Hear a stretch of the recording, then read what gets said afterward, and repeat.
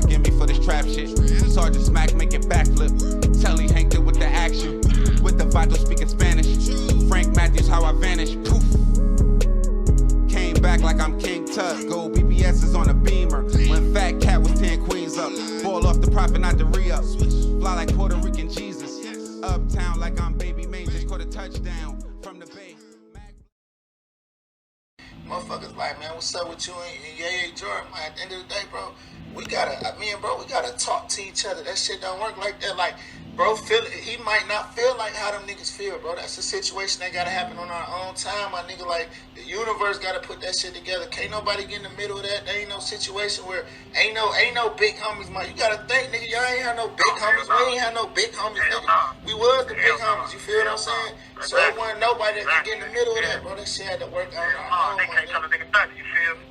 And like you say, the universe gonna put that shit together. This shit, it came how it's supposed to come. And obviously it's flowing how it's supposed to flow. And motherfuckers don't know though, bro. Like, yeah, motfuckers don't know. We've been kicking it for like the last week and a half and shit, bro. Like, I was telling niggas like, man, he feels that the video should not have been admitted.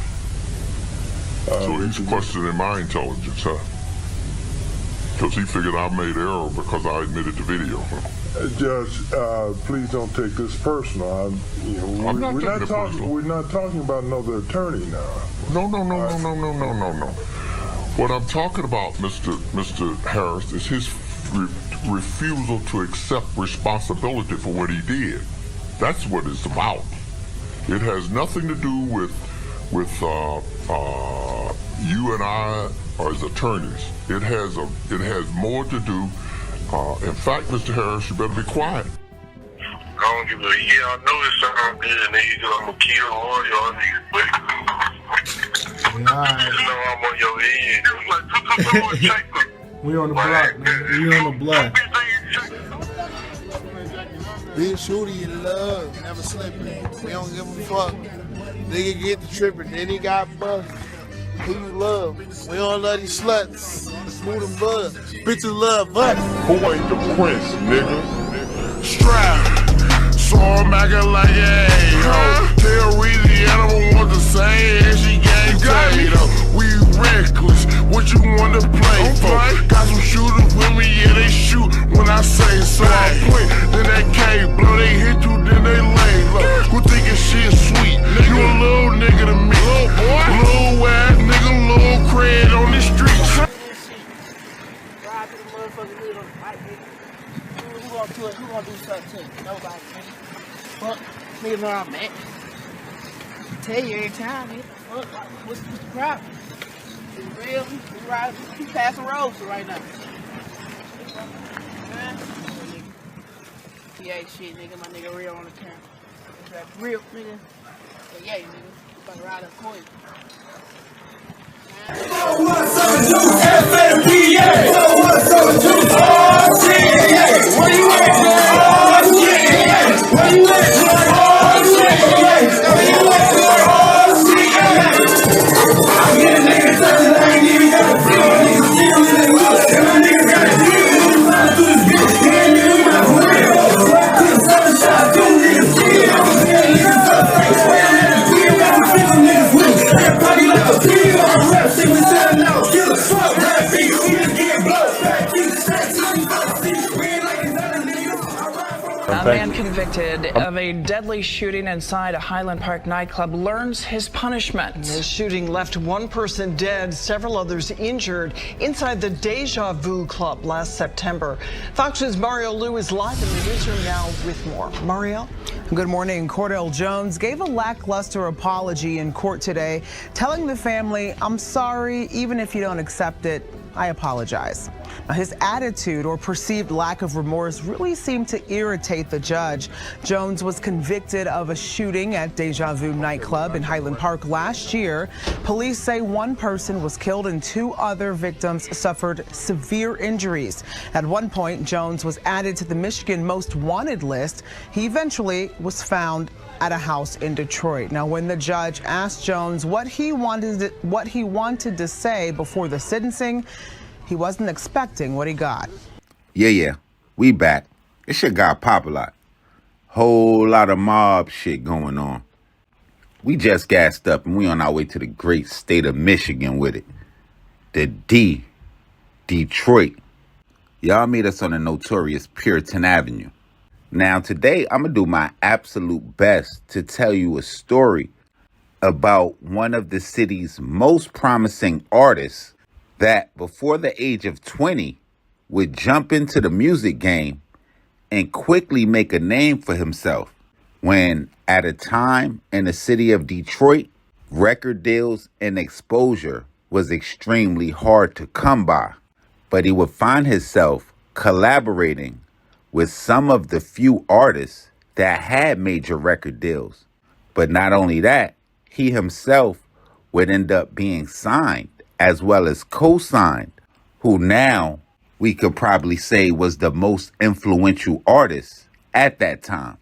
Now, the person I'm talking about is going to be Cordell Jordan Jones. Now, when I think of Jordan, I think about a time when Detroit's music was so untapped and so raw. In recent years, they've been getting a lot of exposure, but in the early 2010s, that really was not the case. Though they had a vibrant music scene going back to the days of Motown Records.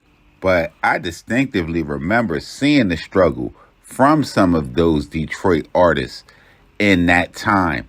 And it was almost reminiscent of trying to get a job at the Ford plant after the Ford plant dried up. It was just no outlets, no opportunities. So by the time 2014 hit, Detroit would begin to take on the role of somewhat an underdog with a us against the world mentality that would lead to the Detroit versus everybody movement, with the slogan being stamped by a song that featured Eminem of all people, as well as several other Detroit artists like Royce the 5'9", Big Sean, Dej Loaf, and Trick Trick. And speaking of Unk from Detroit, this would be close to the same time where Trick Trick would employ a no-fly zone for artists outside of Detroit. And if that don't tell you how hard opportunities was to come by, just go back to the early 2010s and see how many poppin' Detroit artists you find. So with all that adversity, with no group or even an independent label to back you up, Jordan would jump off the porch making a name for himself in the music game. And it definitely didn't hurt when a group who had several members that he was cool with through neighborhood ties, the group Doughboy Cash Out would somewhat become the talk of the town when MTV would announce in May of 2013 that they would be signing with Young Jeezy and Corporate Thugs Entertainment, or CTE. Jordan would closely collaborate with several members of the group, and it would be the very next year, in January of 2014, where he would drop a music video titled Closer. And not long after the release of that video, he would be featured on a song with Doughboy Dre, one of the members from Doughboy Cash Out, titled Neighborhood Crook. As his name heated up, he would find himself associated with an artist that I would probably have to say was the most influential artist at that time. And when I say that, I'm thinking of almost NBA YoungBoy today.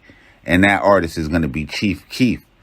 And Jordan would eventually sign to Glow Gang under Chief Keef, where he would continue to release bangers like Strapped that would eventually be remixed by Chief Keef, and Everybody Getting Shot that would feature Doughboy Rock. So by all accounts, things were looking up for Jordan. Being such a young age, having built such strong relationships in the game, as well as being one of the hottest up-and-coming talents out of the city. But behind that fame comes a lot of pressure. And the rest of this story is going to be why I firmly believe that if you're doing anything, you cannot wait till you get hot to get out of the hood. You better have your bags packed as soon as you turn on the stove. Because only a few days from a month from when he would have released the Everybody Getting Shot video featuring Doughboy Rock, which was on August 17th of 2014, he would find himself on the Michigan's Most Wanted list and on the run for a shooting that occurred September 20th, 2014 at the Deja Vu nightclub that would end up leaving one person dead as well as injuring several others. He would end up on the lam for about a month before U.S. Marshals would catch up with him at a house he had been hiding in Detroit. His trial wouldn't last long, and on May the 7th of 2015, a judge would find him guilty of second-degree homicide, assault with the intent to commit murder, as well as a firearm violation, ultimately sentencing him to 33 to 60 years in prison, showing on the Michigan Department of Corrections website that his earliest release date would be October the 28th, 2049, with his maximum discharge date being October the 28th, 2076, with the earliest date having Yaya Jordan be 56 before he ever see the streets again. So if there's any youngins listening right now, if y'all get an opportunity to get out the hood, take it. Y'all make sure y'all hit the red subscribe button right under this video so y'all know when this real trill spill shit is dropping. And y'all know I need y'all in the comment box ASAP. Let me know if y'all remember Yaya Jordan, where y'all think he would be now if he was able to stand clear of trouble. And while y'all down there, y'all let me know what cities we need to go to next, what stories we need to cover, what gangsters we missed, what we got wrong. And if y'all not already, make sure y'all follow me on Instagram, Twitter, POP_A_LOT. And y'all know the rules. Keep your mouth closed and keep your eyes open. Shit got pop. Mob gang.